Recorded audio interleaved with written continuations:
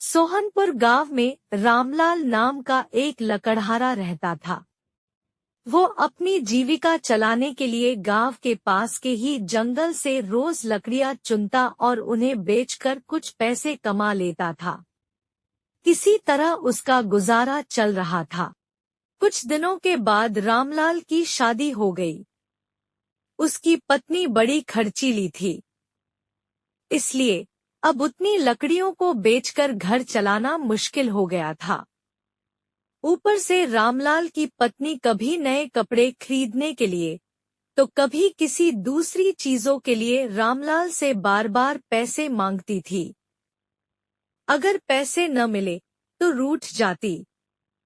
रामलाल अपनी पत्नी से बहुत प्यार करता था, इसलिए उसकी नाराजगी वो बर्दाश्त नहीं कर पाता था।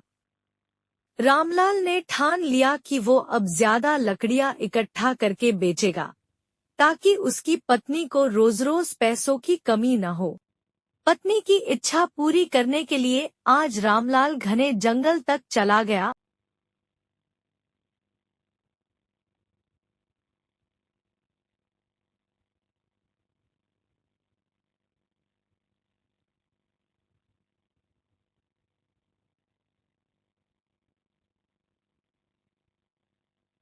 और बहुत सारी लकड़ियां चुनकर बाजार में बेच दी। ज्यादा लकड़ियों के ज्यादा पैसे मिले तो खुश होकर रामलाल ने सारे पैसे अपनी पत्नी को दे दिए। अब रोज रामलाल ऐसा ही करने लगा।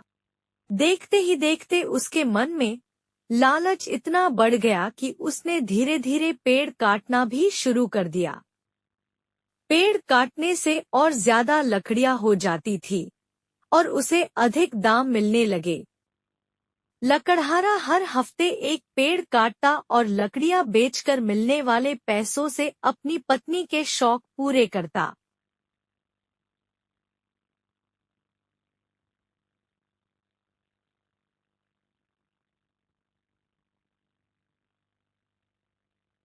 अब पैसे ज्यादा आ रहे थे तो घर भी अच्छे से चल रहा था। हाँ जी, आ गए आप। चलिए थोड़ी चाय पे चर्चा करते हैं। आपका दिन कैसा रहा? होप सो अच्छा रहा होगा। आपको पता है, सोनू की मम्मी ने बताया कि उन्होंने एक बड़ा सा प्लॉट खरीदा है और उन्होंने अपना कुछ पैसा स्टॉक मार्केट में भी इन्वेस्ट किया है। क्या अपन ने भी कुछ पैसा इन्वेस्टमेंट में लगाया है या ऐसे ही खा गए हैं सारा पैसा? आप क्या सोचते हैं, फ्यूचर कैसा होने वाला है? फ्यूचर में कौन सा स्टॉक ऊपर जाएगा, कौन सा स्टॉक नीचे रहेगा, किसे पता।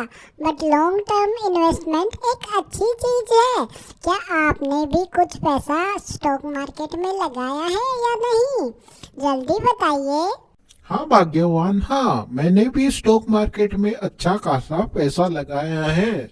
मैंने टाटा के शेयर खरीदे हैं, मैंने रिलायंस के शेयर खरीदे हैं, मैंने बहुत सी बड़ी बड़ी एमएनसीज के शेयर खरीद के रखे हुए हैं। तो हमें भी अच्छा खासा मुनाफा होगा जब ये शेयर ऊपर जाएंगे। तुम जानती नहीं हो अपने को कितना ज्यादा फायदा होगा। हेलो, कौन बोल रहा है? हाँ, श्याम जी, बोलिए। अच्छा, वो जो स्टॉक में पैसे लगाए थे वो स्टॉक नीचे जा रहा है, ऐसा क्यों? मैंने तो एमएनसीज में पैसे लगाए थे। अरे मैंने एक गलती कर दी, मैंने जो है वो ऑप्शन ट्रेडिंग कर ली थी, इस वजह से शायद वो पैसा मेरा डूबने लग गया है। मैंने लॉन्ग टर्म इन्वेस्टमेंट नहीं किया, इसी वजह से शायद मेरा सारा पैसा अभी डूबता हुआ जा रहा है। मेरा सारा पैसा डूब गया, मैं क्या करूँगा? मेरा सारा पैसा मेरा सारा पैसा डूब गया, अब मैं क्या करूं? अभी रोने से क्या फायदा? ये तो पहले ऑप्शन ट्रेडिंग करने से पहले सोचना चाहिए था ना। तुम्हें पता होना चाहिए ऑप्शन ट्रेडिंग से कोई भी करोड़पति नहीं बना है। जो होना था वो हो गया, अब रोना बंद करो। क्या बच्चों के जैसे रोते ही रहते हो? अच्छे बुरे दिन आते रहते हैं, आगे से ध्यान रखना। अब तो यूं रोना बंद करो। यूं रोते रहोगे तो उससे कुछ फ़ायदा नहीं होने वाला है। ये तो जो अपने ऑप्शन ट्रेडिंग होती है वो करने से पहले सोचना चाहिए था। ऑप्शन ट्रेडिंग करने से कोई भी करोड़पति कभी नहीं बनता है। करोड़पति बनना है तो लॉन्ग टर्म इन्वेस्टमेंट करनी पड़ती है। स्टॉक मार्केट कोई जुआ नहीं है जो रातों रात हर कोई करोड़पति बन सकता है। इसीलिए तुम्हें ये ध्यान रखना चाहिए था कि अगर मैं स्टॉक मार्केट में इन्वेस्टमेंट कर रहा हूँ तो मुझे इस चीज़ का ध्यान रखना चाहिए। अब रोना बंद करो और आराम से हैप्पी हैप्पी रहो। आओ, मैं तुम्हें एक जादू की झप्पी देती हूँ और तुम्हारे सारे दुख दर्द दूर हो जाएंगे। जैसे ही रामलाल ने जंगल में जाकर अपनी कुल्हाड़ी को एक बड़े से पेड़ पर चलाने की कोशिश की, तो उस पर पेड़ की टहनी ने हमला कर दिया। रामलाल चौंक गया। फिर उसे पेड़ की एक टहनी ने लपेट लिया। रामलाल कुछ समझ नहीं पाया कि यह सब क्या हो रहा है। तभी पेड़ से आवाज आई, मूर्ख, तू अपने लालच के चक्कर में मुझे काट रहा है। तू सारे पैसे जुए में लुटा देता है और फिर पैसे लौटाने के लिए पेड़ काटने आ जाता है। तुझे पता है कि पेड़ कितने कीमती होते हैं। हमारे अंदर भी जान बसती है और हम तुम इंसानों को जीने के लिए हवा, धूप में छाया और भूख को शांत करने के लिए फल देते हैं। लेकिन तू अपने स्वार्थ के लिए हमें ही काट रहा है। पेड़ ने कहा, आज तू रुक, यही कुल्हाड़ी मैं अब तेरे ऊपर चलाऊंगी। पेड़ की टहनी कुल्हाड़ी से रामलाल पर वार करने ही वाली थी कि वह गिड़गिड़ाने लगा।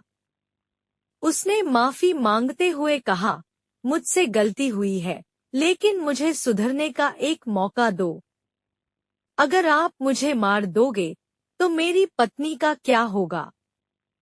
वो अकेली पड़ जाएगी। आज से मैं किसी पेड़ को नहीं काटूंगा, यह प्रण लेता हूँ। यह सब सुनकर पेड़ को रामलाल के ऊपर दया आ गई। उसने रामलाल को छोड़ दिया। छूटते ही रामलाल भागकर अपने घर गया और पैसों के लालच में न आने का संकल्प ले लिया। कहानी से सीख, लालच में आकर पर्यावरण के साथ खिलवाड़ नहीं करना चाहिए।